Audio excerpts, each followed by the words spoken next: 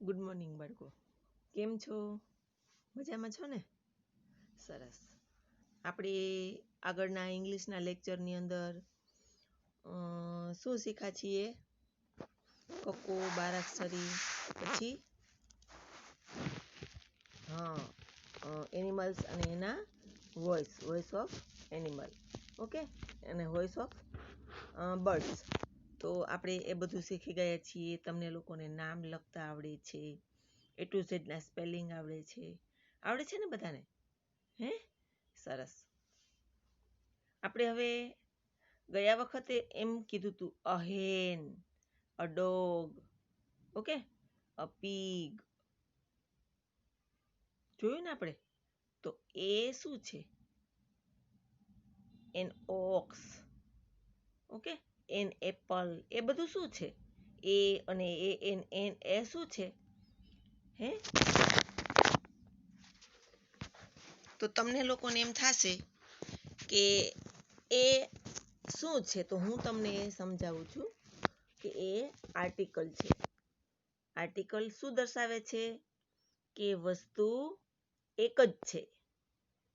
Article લખવાથી એવું સાબિત થાય છે કે એ વસ્તુ એક જ છે. એક જ વસ્તુ હોય ત્યાં જ આર્ટિકલ એ અથવા એન આવી શકે. હવે જુઓ, એ અથવા એન અહીંયા શું છે? અંગ્રેજી ભાષામાં એ અને એન બે આર્ટિકલ છે. એન, ઓકે, એને એન બોલવાનો. એન એમ નહીં બોલવાનું, એન બોલવાનું. અને એ એકલો એ છે, એને એ બોલવાનું, ઓકે. તો અંગ્રેજી ભાષામાં બે આર્ટિકલ છે, એ અને એન. પછી મૂળાક્ષરોની અંદર આપણે સ્વર વ્યંજન શીખી ગયા છીએ. એ ઈ આઈ ઓ યુ એ 5 સ્વર છે અને બાકીના બધા મૂળાક્ષરો આલ્ફાબેટના છે, એ વ્યંજન છે. હવે જોઈએ આપણે કે આર્ટિકલ એ અને એન ક્યાં મુકાશે? તો કે એક જ વચન, ઓકે, એક જ વચન અને વ્યંજનથી શરૂ થતા હોય એવા ઉચ્ચારવાળા નામ એટલે કે સ્પેલિંગની આગળ આર્ટિકલ મુકાશે. સ્વરથી શરૂ થતા ઉચ્ચારમાં જાતિવાચક નામ પહેલા એન આર્ટિકલ આવે. હવે જુઓ, હવે આપણે એમાં જોઈએ, તમારે શીખવાનું છે, માત્ર સાંભળીને યાદ રાખવાનું છે. ફોર એક્ઝામ્પલ, ડોગ છે, જાતિવાચક કીધું છે, ઓકે, એ તમે હજી સમજશો નહીં. માત્ર સ્પેલિંગ યાદ રાખો તમે.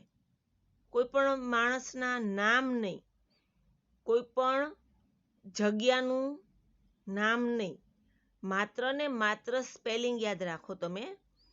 ફોર એક્ઝામ્પલ, ડોગ એટલે કૂતરો, ઓકે. તો DOG, તો ડોગ શું છે? ડી શું છે? જુઓ, જે એ ઈ આઈ ઓ યુ એમાંનો એક અક્ષરથી શરૂ થયો છે ડી? ના. ડોગનો સ્પેલિંગ ક્યાંથી શરૂ થયો? તો કે વ્યંજનથી. બાકીના બીજા મૂળાક્ષરો આલ્ફાબેટના છે ત્યાંથી શરૂ થયો છે ને ડી. તો ત્યાં શું આવશે? આર્ટિકલ એ આવશે. અને એ પણ ક્યાં આવશે ખબર છે? જાજા બધા ડોગ હોય ત્યાં આવશે નહીં. ઓનલી વન ડોગ એમ પણ લખી શકો. જો વન ડોગ લખવું હોય તો આર્ટિકલ આવે નહીં. એ ડોગ તો સમજી લેવાનું કે એક કૂતરો. એક કાવ. વન કાવ તો વન એ કાવ એમ ન આવે, અથવા તો એ વન કાવ એમ પણ ના આવે. તમારે એ અને એન એ જ દર્શાવે છે કે વસ્તુ એક અને એક જ છે. માત્ર એક જ વસ્તુ હોય એની આગળ જ આર્ટિકલ મૂકી શકાય. જુઓ, એક વચન એટલે કે એક જ વસ્તુ. તમને હજી એ ડિટેલમાં ગુજરાતીમાં સમજાવશું, પછી તમને આ આવડી જશે ઓટોમેટિક, ઓકે.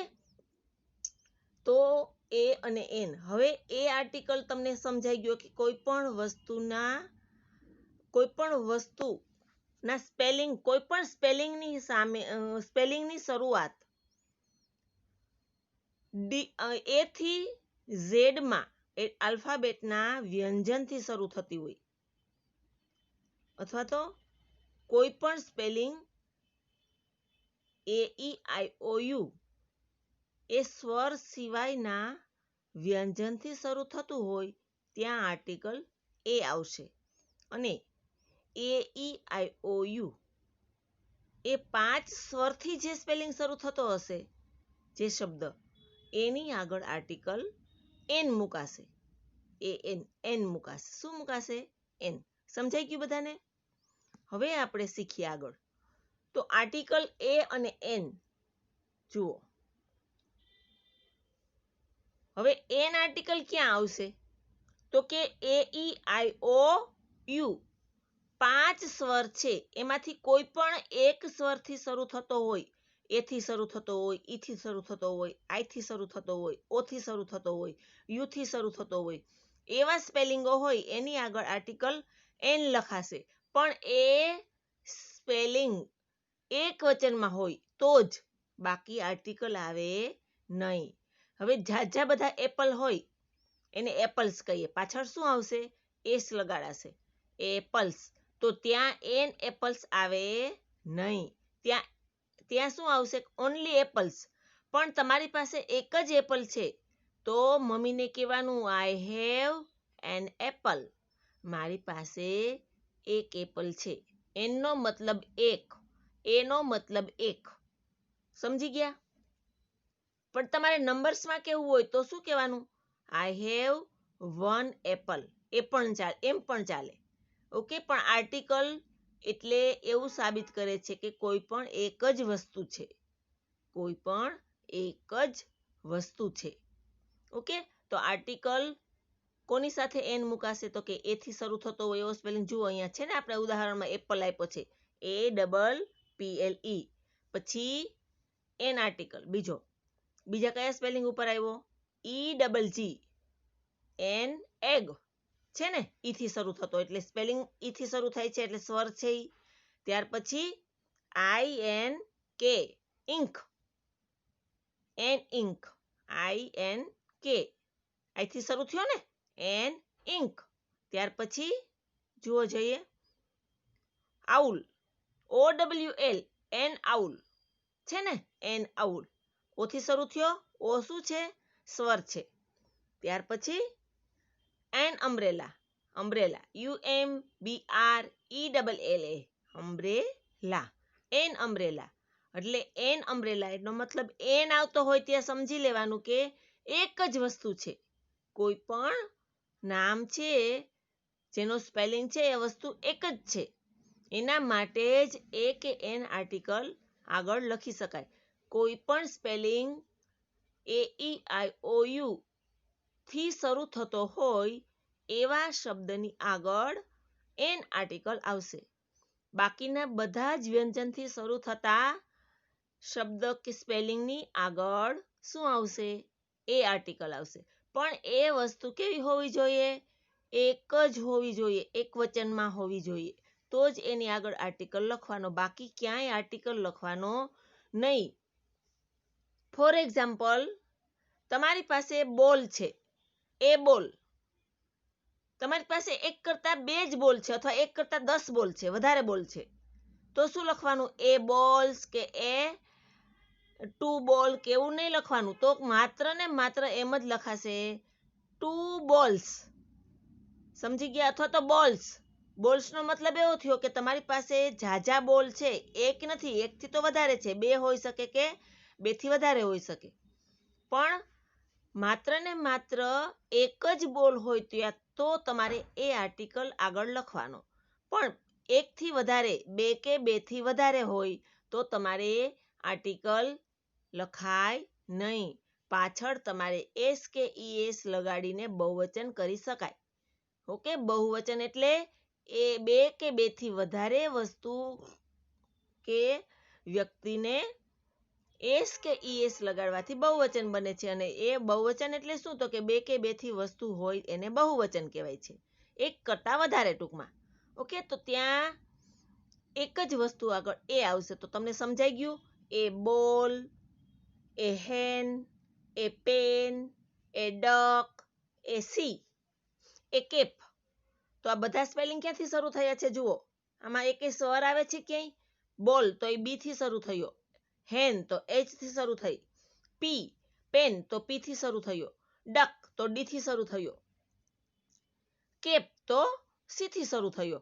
તો આમાં ક્યાંય આમાં ક્યાંય સ્વર આવતા નથી. પહેલો સ્પેલિંગ સ્વર છે, પહેલો અક્ષર સ્વર નથી, તો ત્યાં શું આવશે? આર્ટિકલ એ આવશે. પણ પછી જુઓ શું છે? એપલ તો ક્યાંથી શરૂ થયો અક્ષર? એનો સ્પેલિંગ એન થી, એ થી શરૂ થયો, APPLE એપલ. તો એની આગળ શું આવ્યું? An article. શું કામ? તો કે સ્વરથી શરૂ થયેલ છે સ્પેલિંગ. પછી EGG egg, INK ઇન્કપોટ, POT, OWL owl. જુઓ આ બધા સ્પેલિંગો ક્યાંથી શરૂ થયા છે? બધા સ્પેલિંગો ક્યાંથી શરૂ થયા છે? સ્વરથી શરૂ થયા છે ને, સ્વરથી શરૂ. AEIO અને યુ. જુઓ છે ને, બધા સ્પેલિંગની અંદર સ્વર છે. તો સ્વરથી શરૂ થતો હોય એવો સ્પેલિંગ હોય તો શું કરવાનું? ત્યાં આર્ટિકલ એન આવશે. પણ એ પણ એક જ વચન હોવું જોઈએ. ઝાઝા બધા એગ હોય તો એને એન એગ્સ કહેવાય નહીં. ઝાઝા બધા એપલ હોય તો ત્યાં એન એપલ્સ કહેવાય નહીં. ત્યાં કાંઈ લખવાનું નહીં. અથવા તો તમે નંબર્સ આપી શકો. પછી આઉલ, ઘુવડો બેઠા હોય ઝાઝા બધા, તો તમે એમ ન લખી શકો એન આઉલ, કાંઈ એન આઉલ્સ એવું ન લખી શકો. માત્ર ને માત્ર 2 આઉલ્સ કે 3 આઉલ્સ કે લોટ ઓફ આઉલ્સ એમ લખી શકાય. પણ ત્યાં આર્ટિકલ એન આવે નહીં. એવી રીતે એક કરતાં વધારે અથવા તો બે કે બેથી વધારે વસ્તુ આગળ આર્ટિકલ એન એ કે એન આવે નહીં. એટલે તમારે ખાસ યાદ રાખવાનું છે આ બધું, કે આર્ટિકલ છે એ ક્યારેય બહુવચનની અંદર મુકાય નહીં.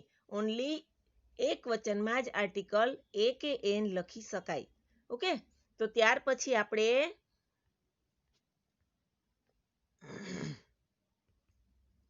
જુઓ અહીંયા સ્પેલિંગ આપેલા છે. આર્ટિકલ એ ક્યાં આવશે અને એન ક્યાં આવશે?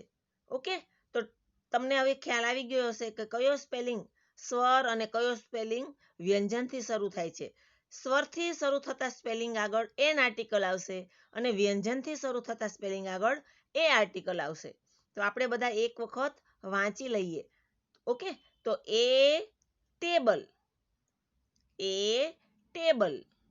N apple, an iron, a glass, an owl, a car, an onion, a hat, an ice cream, a cat, an aeroplane, a sheep, an axe, a brush, an elephant, an orange, an arrow, an engine, a purse, an egg, a peacock, an eagle, a jeep, an ant, an umbrella, an inkpot, a kite, a book. Okay, જો આ રીતે તમને ખ્યાલ આવશે કે એ અને an article ક્યાં આવશે. તમારે આ બધું CW બુકની અંદર 1 ટાઈમ લખવાનું રહેશે. ઓકે, આટલું આપણે આજે શીખા. હવે તમારે બધા જ સ્પેલિંગો 1 ટાઈમ લખી લેવાના છે અને લર્ન કરી લેવાના છે. આગળ આર્ટિકલ મૂકવાનો છે. તમારે આમાં યાદ રાખવાનું છે કે સ્વરથી શરૂ થતો સ્પેલિંગ છે ત્યાં એન આર્ટિકલ આવ્યો છે અને બાકીના વ્યંજનોથી શરૂ થયેલ સ્પેલિંગ છે ત્યાં એ આર્ટિકલ આવ્યો છે. આટલું યાદ રાખી લેશો એટલે તમને આર્ટિકલનું જ્ઞાન આવી જશે. ઓકે, તો આવી રીતે એન અને એ આર્ટિકલ આપણે શીખા. ખ્યાલ આવી ગયો ને તમને બધાને કે એન અને એ આર્ટિકલ ક્યાં આવશે? તો આપણે આ વિડીયોમાં એન અને એ આર્ટિકલની માહિતી આપેલી છે. Okay, by.